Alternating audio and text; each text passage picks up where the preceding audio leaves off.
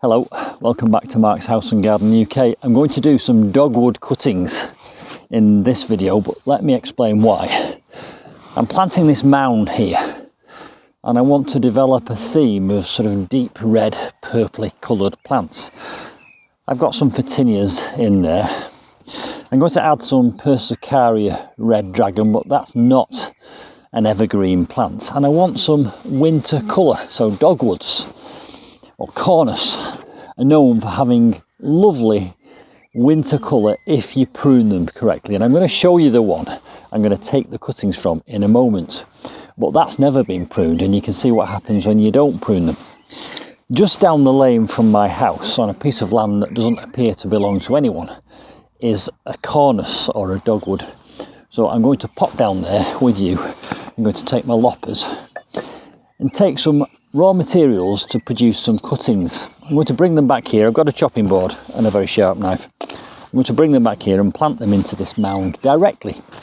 There's a couple other little tips which I'm going to do slightly differently under my specific circumstances, but I'll show you that when I get back. And whilst I'm down there taking the cuttings, I'll demonstrate what happens when you don't prune and what happens when you do prune a Cornus or a dogwood. So let's get down the lane and get some raw materials for our dogwood cuttings.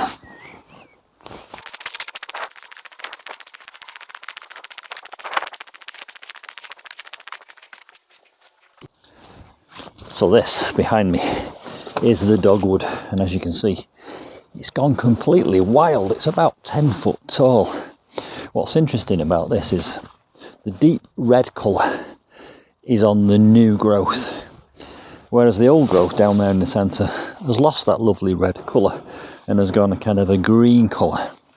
And so what you do with dogwoods is at the start of the year you prune them right back to the ground, and then they grow up and they produce lovely red branches which will be covered in leaves all summer. And then at the end of the summer the leaves drop off and you're left with these lovely bright red branches growing up, and you can get all different colours of dogwood. This is a deep red one. I might add some yellow into that border as kind of a splash of different colour. So what I'm going to do now is take some cuttings. There's a nice little set of branches here which I can use to get some raw materials. I'll cut them off here and I'll take them back to base to do the work on them, because the chances are somebody will be walking the dog up here in the very near future. So let's just take a few of these. I'm just going to go right down to the ground and take a few of these. I don't need that many, so just a handful of these branches will do the trick, and I will show you how to treat them and turn them into cuttings when I get back to base. And the important thing is every bit I take has got some new growth on it from this year. So there's the raw material which I just gathered from down the lane. Now I mentioned that I was going to do something slightly different with my cuttings, and that is I've taken the bottom out of a plant pot and I'm going to place that into the soil there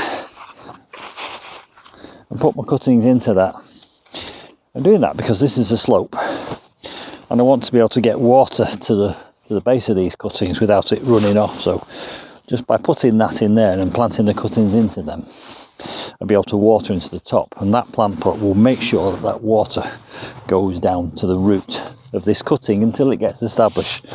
So all I've done really is use my sharp knife to puncture the outside of this, and then use my haberdashery scissors just to go around the edge of this plant pot at the bottom and the base, and just cut the base off.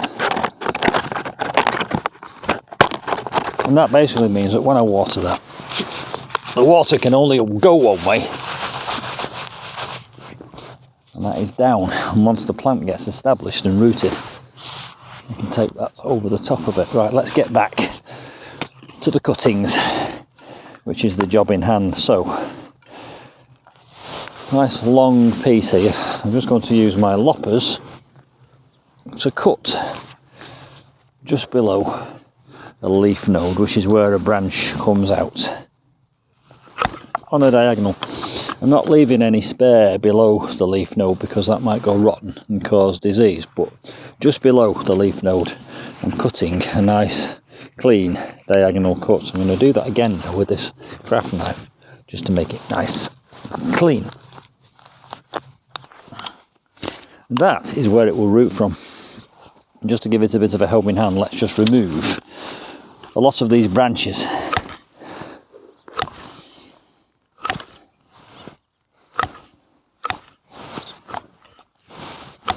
Just looks like a twig, doesn't it?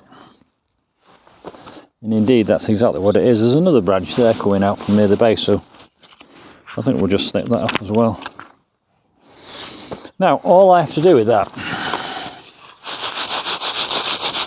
very simple.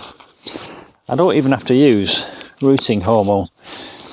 Decide on the location, just push it down. I'm going to put 3 in each pot because it's a numbers game, law of averages. If they all survive, I'll thin them out. If they don't, if only one survives, I'll just keep the survivor.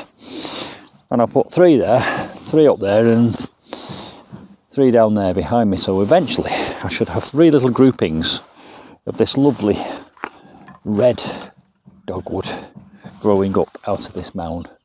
I'll be adding some other deep red purpley coloured plants to it, and so that this side of this mound will be that lovely purpley hue, and then the other side near the pond there will have lots of jungle plants with big leaves planted into them, and that will divide off the Jurassic jungle part of the garden over there from the rest of the main garden over here.